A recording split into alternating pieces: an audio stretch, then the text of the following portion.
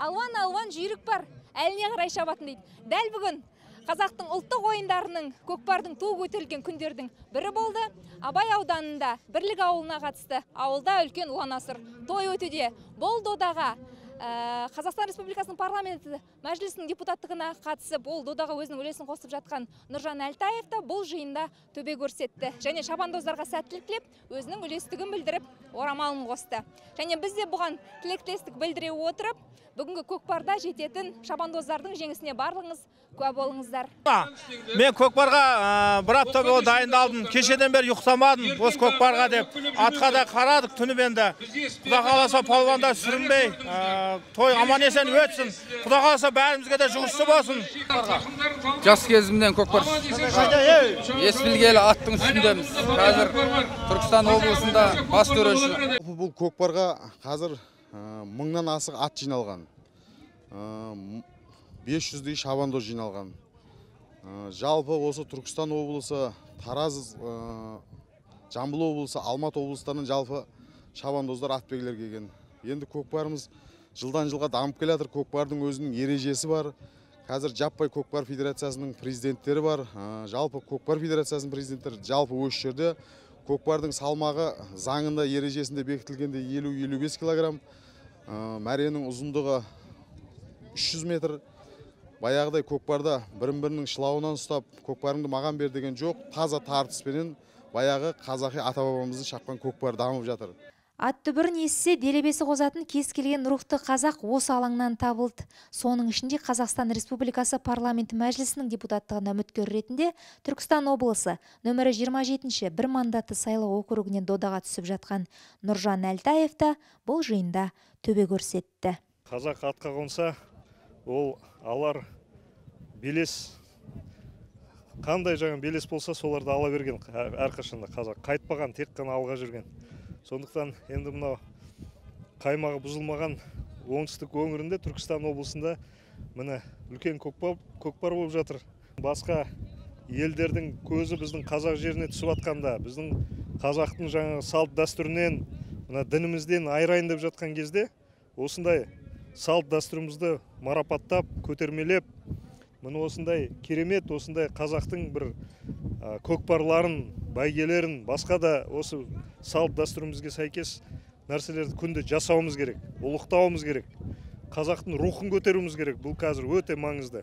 Нұржан Әлтаев өзі табан тіреген Сарағаш, Қазығұрт, Келес, Жетісай, Мақтаарал аудандары бойынша кезек күттірмейтін халықтық мәселелердің бар екендігін тайға таңба басқандай тізіп айтты. Проблемалар оңтүстік өңірінде өте көп. Мына әсіресе Мақтаарал, Жетісай, Сарағаш аудандарында, мына жақта Түркістан жақта су мәселесі өте бір сондай деңгейде қазір тұр. Халықтың бәрі содан зардап шегіп жатыр. Судың мына жаңа неде жаз кезінде әсіресе ауыл шаруашылықпен айналысайын десе су тапшы.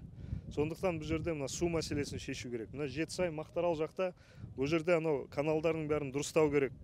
Бұл жерде каналдарды бетондау керек, дренаждық системаны жүйесін келтіру керек жаңаға өзінің деңгейіне.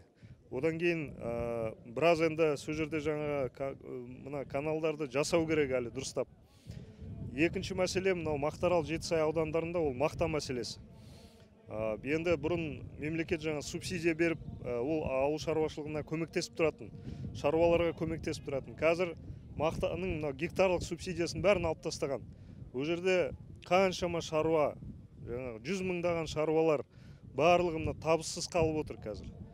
Оларға кейбір кезде алдап, 500 теңгеден мақтан аламыз деп, одан кейін 250 деп мақтан алып келген кезде 250 деп сол 250 теңгесін де аламай отыр олар.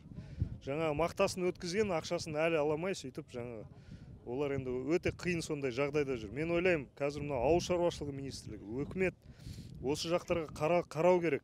Қарап, дұрыс көзімен қарап, субсидияларды қайтару керек оларға. Көмектесу керек шаруаларға.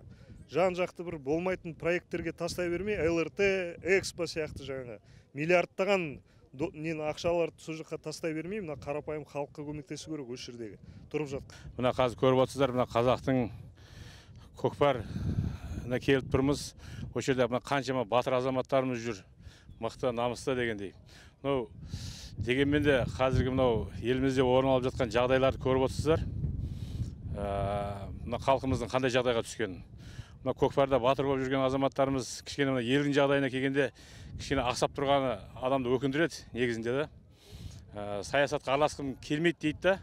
Саясатта мынандай бір жақсы сөз бар. Саясатпен сен айналыспасаң, саясат сенімен айналысады. Саясат мына біздің халқымызбен айналысқанның салдары қай жерге алып келді бізді? Бізді құлдырауға алып келді. Халқымызды қайыр күйге түсуіне алып келді. Енді біз осыны доғаруымыз керек. Мына қорқақтықты, су жүректікті және мына немқұрайлықты доғаруымыз керек. Ат жалын тартып азамат санатына қосылған көкпарға келгендер ішінде кішкентай балақандар да табылды. Өскенде шабандоз болам. Серге тартам. Атпен шабам. Қазақтың көктің төбеге көтерем. Көкпар тартыс уақыт өткен сайын қыза түсті. Жиналғандардың дені шабандоздарға қолдау білдіріп, қиқу салып қошемет көрсетті. Еңкейген қариядан еңбектеген балаға дейін бірі қалмай атсалысқан бұл ойынның өскелең ұрпақтың санасында ұлттық рухты оятуға әсері мол екендігі бесенеден белгілі. Ел тірегінен жаңалық күтіңіздер.